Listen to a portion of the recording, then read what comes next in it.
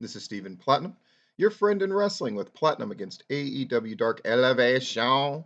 Episode 39 took place on November 29th, 2021. 7 matches, got to see some stuff. I would predict this early that AEW Dark Elevation is going to finally win the week outright against AEW Dark. And why?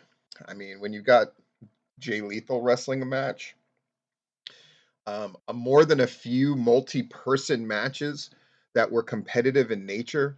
It's just exciting stuff. And to see that many women used on a show and that kind of thing, it's pretty awesome. They open, in fact, with Nyla Rose, the Bunny, Emi Sakura, and Diamante, who have Vicky Guerrero and Mei Suruga at ringside, taking on Julia Hart, Layla Hirsch, Ryo Mizunami, and Sky Blue in an 8-woman tag team match. We're going to call this one competitive, even though we know the presence of Sky Blue means the heels are going over and probably at her expense, which absolutely happens, right? Um, Especially with the Beast Bomb, it was brutal. It was brutal.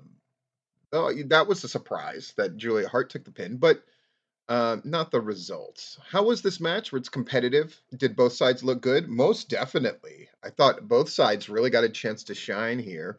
The right team went over in definitive fashion as we continue to make Nyla Rose that monster for her upcoming match in the TBS Women's Championship Tournament. And it was something advanced. Yeah, I think we're going to see different incarnations of this in future episodes of Raw and Dark, or Dark and Dark Elevation. Match number 2, Anna Jay, who, for those who ask these kind of things, Anna Jay is, considering she took so much time off because of an injury, she's in match number, let me do the rough math, 24, and Tay Conti has had a ton of matches. In fact, she's going to be the next one who's approaching that 50 win mark. Taking on Alice Crowley, who's making her debut, I believe, for AEW, and Misa Kate, who's been here a few times before. This is not a competitive matchup, and ends up Crowley taps out to the Queen Slayer from Anna Jay. Um, they're putting Anna Jay and Tay Conti together a lot in tag matches together. So soon we'll have a record of what their record is as a team. Really good stuff here. They were put over and they looked good in the process. So that's the first 2 check marks. And how did the people look in defeat? Not that great. Anna Jay can be a little shaky and needs somebody there who can really work with her. Though Tay Conti did a great job of sort of like generaling the whole thing, but I don't think I'm going to give him that 3rd check mark. But overall, a great exhibition for Tay J, yeah. 3rd match, Santana and Ortiz. Wonderful to see them against Brayden Lee and Isaiah Moore. Isaiah Moore and Brayden Lee only have like 3 or 4 appearances between them on AEW. They do a very good job here. Santana and Ortiz, though, are pros for sure, but they also wrestle a very complicated style in some ways. But man, those guys keep up. Santana and Ortiz look great. And Santana with that discus lariat that to me looks really, really good. So 3 check marks here, and we're moving on. Tony Nese, who has 2 wins and is looking for his 3rd, against Vic Capri, who is debuting in AEW, I believe. The pump handle pile driver, I think, looks really good. Nese looks good in the win, and he's been getting promos, which is great because the knock on him is he doesn't have a personality, but you know what? His promos are perfectly fine, and this is a great place to cut them. 3 check marks, and we're moving on. 5th match, the Dark Order, in this case, the incarnation of Evil Uno, Stu Grayson, and Allen Angels, against the Hardy Family Office, in this case, Matt Hardy, Isaiah Cassidy, and The Blade, in a sort of a mix and match of different teams in one team, with the Bunny in a 6-man tag match. We're going to call this competitive, even though I think it's pretty obvious that Matt Hardy was going to get the win for his team and do it on Allen Angels, and that's exactly what happens with the Twist of Fate.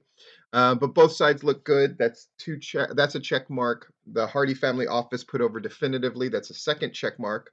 And then a 3rd check mark. Could we see these something advanced in the future? Yeah, I think the Hardy Family Office against the Dark Order is going to remain a thing. Sixth match, Jay Lethal against Trent and Storm, who's making his AEW debut. Jay Lethal looks great here. It's what you want to see.